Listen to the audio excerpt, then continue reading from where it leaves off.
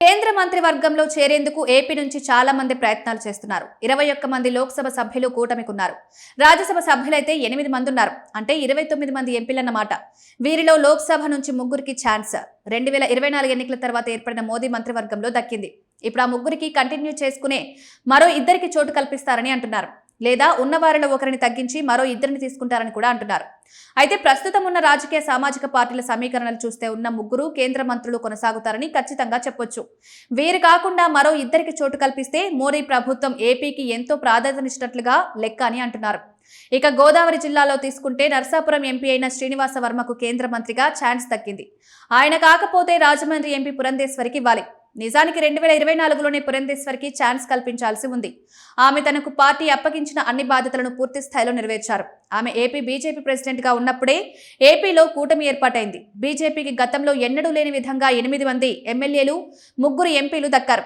ఆమె చేసిన సేవలు, ఆమె సీనియారిటీ, గతంలో యూపీఏ ప్రభుత్వంలో ఇండిపెండెంట్ ఛార్జితో ఆమె చేపట్టిన మంత్రిత్వ శాఖల్లో ఆమె చూపించిన చొరవకు ఖచ్చితంగా మంత్రి పదవి దక్కాలి.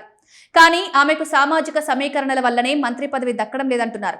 అనూహ్యంగా గుంటూరు నుంచి ఎంపీ అయిన వారు డాక్టర్ పెమ్మసాని చంద్రశేఖర్. ఆయన గెలిచిన తర్వాత చంద్రబాబు కేంద్ర మంత్రి పదవికి ఆయన పేరు సిఫారసు చేశారు. పెమ్మసానికి కేంద్ర కమ్యూనికేషన్స్, గ్రామీణాభివృద్ధి శాఖలు దక్కాయి. ఆయన ఆ శాఖల్లో మంచి ప్రావీణ్యం కనబర్చారు. కేంద్ర పెద్దల వద్ద తన పనితీరుతో మెప్పు పొందారంటున్నారు. ఇటు పార్టీ పరంగా టీడీపీకి ఆయన ఎంతో అండగా ఉంటున్నారు. దాంతో ఆయనకి ఈసారి కేంద్ర మంత్రివర్గ విస్తరణలో ప్రమోషన్ దక్కుతుందంటున్నారు. అంటే ఇండిపెండెంట్ మంత్రిగా ఆయనకు కీలక శాఖలు అప్పగిస్తారంటున్నారు.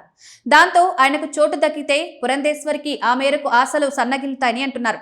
ఎందుకంటే ఇద్దరు ఒకే సామాజిక వర్గానికి చెందిన వారు కావడమే విశేషం. ఈ సామాజిక సమీకరణల కారణంగానే పురంధేశ్వరికి మంత్రి పదవి దక్కడం కష్టమంటున్నారు. అయితే కేంద్ర పెద్దలు కనుక ఒక క్లియర్ కట్ డెసిషన్ తీసుకుంటే మాత్రం ఆమె కేంద్ర మంత్రి కావడం అనూహ్యమేమీ కాదు. బీజేపీ ఒక పార్టీగా ఆమెకు చోటు కల్పించవచ్చు. జాతీయ స్థాయిలో మంత్రి పదవి కాబట్టి ఈ లెక్కలు చూసుకోకుండా ప్రతిభకు ఛాన్స్ అంటే గనక పురంధేశ్వరి ఖచ్చితంగా కేబినెట్ లో ఉంటారు. అప్పుడు గోదావరి జిల్లాల నుంచి శ్రీనివాస వర్మకు ఛాన్స్ ఉండదు. మరి బీజేపీ పెద్దలు ఏ విధంగా ఆలోచన చేస్తారన్నది చూడాల్సి ఉంది. ఇక పురంధేశ్వరి మాత్రం 2029 ఎన్నికల్లో పోటీ చేస్తారని, అది కూడా రాజమండ్రి ఎంపీ నుంచే ఆమె ప్రచారం సాగుతోంది. దాంతో ఆమె మరింత కాలం రాజకీయాల్లో ఉంటూ కేంద్ర కేబినెట్ మంత్రిగా పనిచేయడం ఖాయం.